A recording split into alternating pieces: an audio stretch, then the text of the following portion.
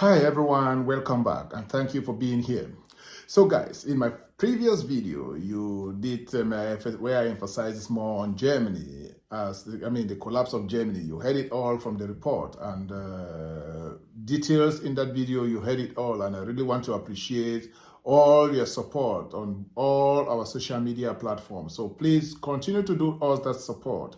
And for those of you, if it's your first time coming across any of our pages or our channel, please hit that subscription button and the like button, as well as on our pages, please hit that like and follow button so as to keep yourself informed whenever we upload a video. So thank you guys again once more. So in my previous video, I emphasized a lot on Germany, the collapse of Germany, whereby the loyalty of the Germans to the United States has crumbled the economy and crumbled so many things, crumbled the economy, crumbled the political sector as well as the social sector. You know, you saw in that video that lots and lots of people they have lost their jobs. Most companies are going out of Germany and so on and so forth. So detailed in that video, if you have not watched it, please go back and watch it again. So on this video, I'm going to talk about, the question I'm going to ask is collapse of the European Union. Collapse of the European Union. Well, you know, you can't talk about the collapse of the European Union without saying something about Germany.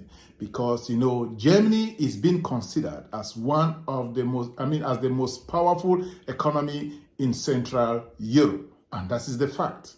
But if you expect Germany collapsing, what do you expect? If you see Germany collapsing, what do you expect of the European Union? Of course, the European Union is prone to collapse when Germany is collapsing. But let's try to find out something. Why do we say the European Union is collapsing? If you look at it now critically, you see that most European leadership, France, Germany, and others, they are in loggerhead. They are not in accord. Why? Because of political, economic, and social. Because the political, economic, and social factors are in a geometric. They are in a geometric decline. They are in a geometric decline, not even in an arithmetic decline, but in a geometric decline. So that is just to tell you that Europe is falling. Europe is collapsing. Yes. So if you come to Germany, you see that lot of companies are laying out thousands of workers. Thousands of workers. Like if you go to the company Bosch, the Robert Bosch company, you see that they have laid off thousands upon thousands of workers from August this year, right up to November this year. They have laid out tens of thousands of workers. Going back to Daimler, the normal bus, truck, and all those car company, you see that they have laid out, November this year, they lay out about 11 to 12,000 workers. Yeah, because of the lack of jobs. And you know, business is all about profit making. But how can you be doing a business where there is no profit?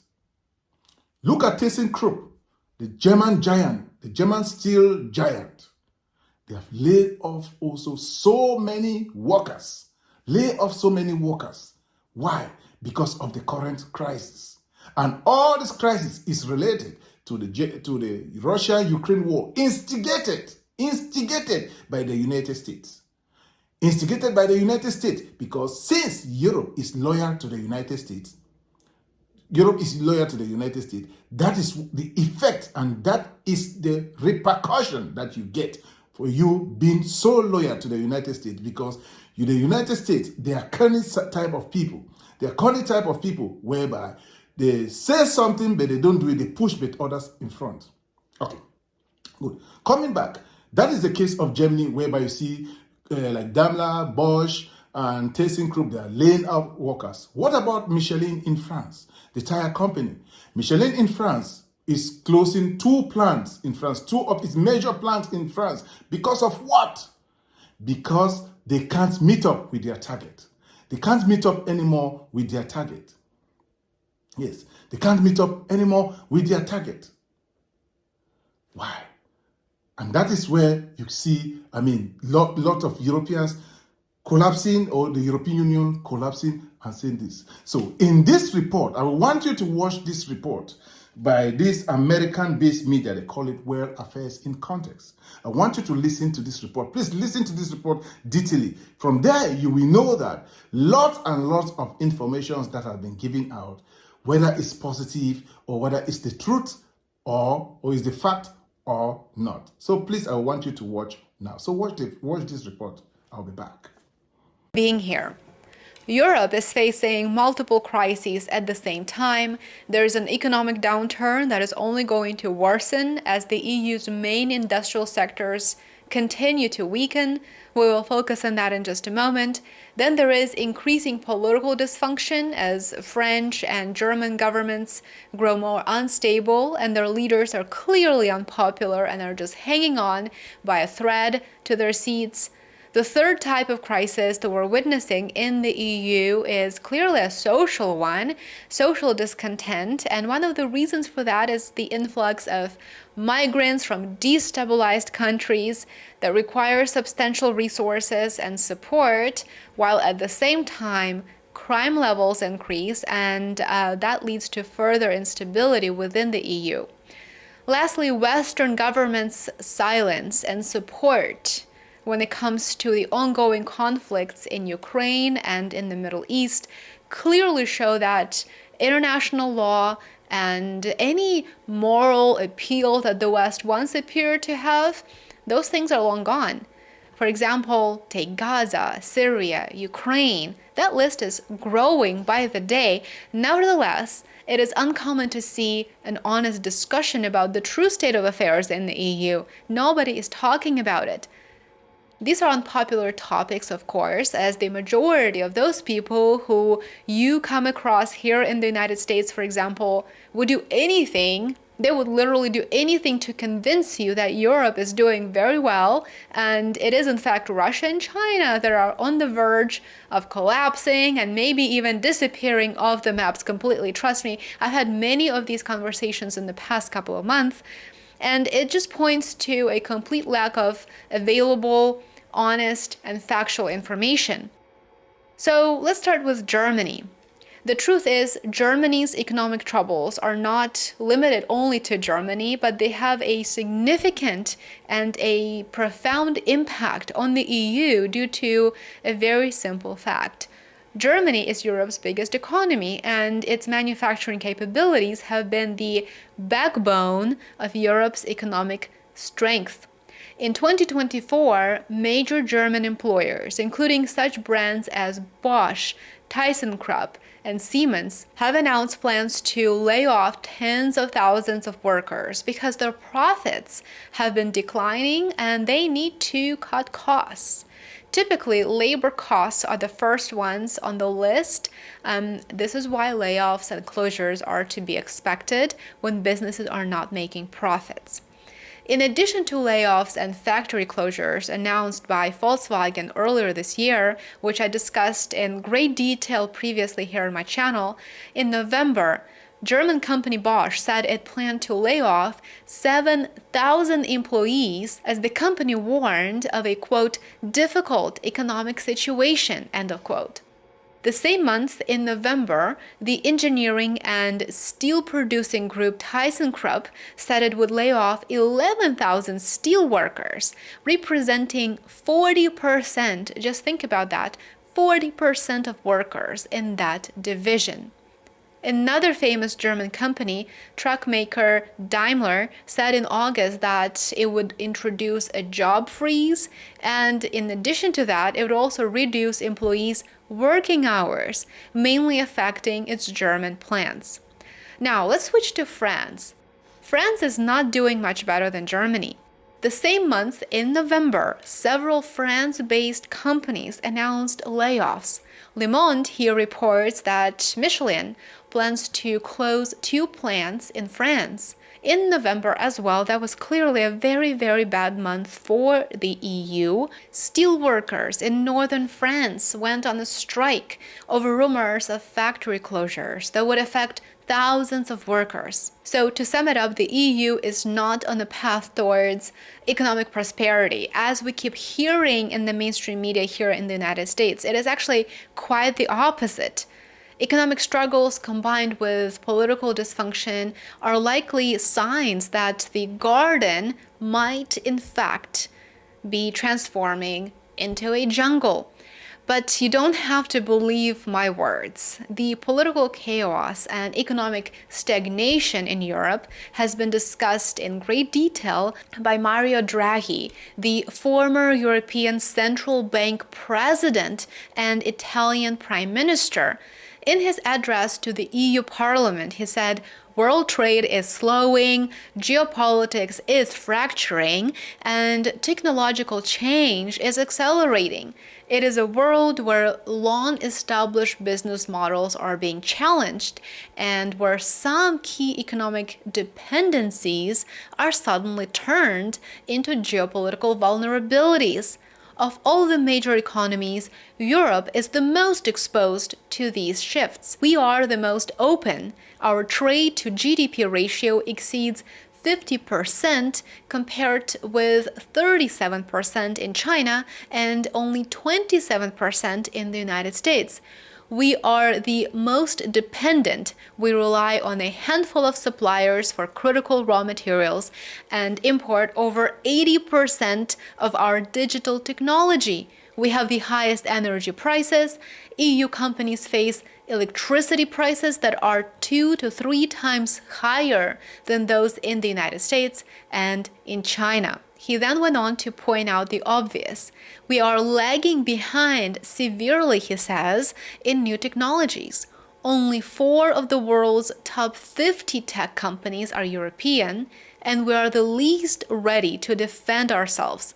Only 10 member states spend more than or equal to 2% of GDP on defense, in line with NATO commitments. In this setting, we're all anxious about the future of Europe. Mr. Draghi then concluded, "The European Union exists to ensure that Europe's fundamental values are always upheld," he says. Democracy, freedom, peace, equity, and prosperity in a sustainable environment. If Europe cannot any longer deliver these values for its people, attention, it will have lost its reason for being. So as you can see, even within the EU, there are people who are thinking independently, who are thinking very, very clearly, and who are speaking out against current policies that have put their countries on a quiet, destructive path where economic sovereignty and political sovereignty are at stake. Now, one of the comments that I appreciate in Mario Draghi's report is, of course, his openness about what needs to change. He also points out the path forward and the things that need to change, that need to be addressed if the EU wants to exist.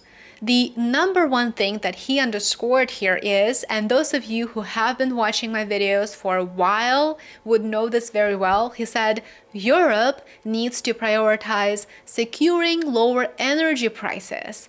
It all goes back to Europe sanctioning itself into oblivion, where sanctions on Russia did backfire and they are backfiring, and that lack of resources at an acceptable price point increased the cost of virtually everything else within the EU and drove its demise. With that said, what are your best predictions about the EU's future?